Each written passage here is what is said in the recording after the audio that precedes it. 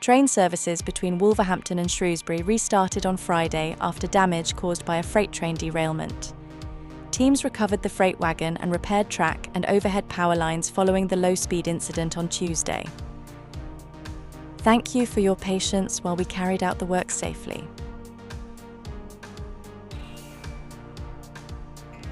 We reached a milestone in improving accessibility at Hither Green Station in London for South Eastern passengers. Over the bank holiday weekend, teams lifted a new footbridge into place to link all platforms to new station entrances. We'll also install 4 new 16-person lifts, staircases and a link passageway between platforms 4 and 5. We got ready for engineering work that will give you better journeys in Kent. Big improvements will take place between Ashford International, Maidstone East and Borough Green and Wrotham stations from 23rd of May to 31st of May. They'll include track replacement, drainage upgrades and rock cutting stabilisation. Elsewhere, we worked this weekend to ensure smoother journeys between Bedford and London.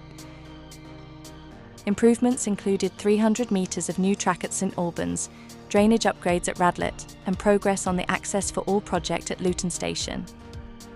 Thank you to Thameslink and East Midlands Railway customers for bearing with us.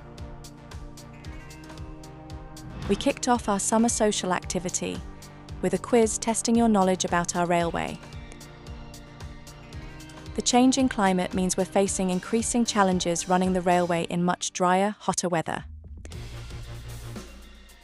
Visit @Network Rail across social to play our true or false quiz, Hot or Not.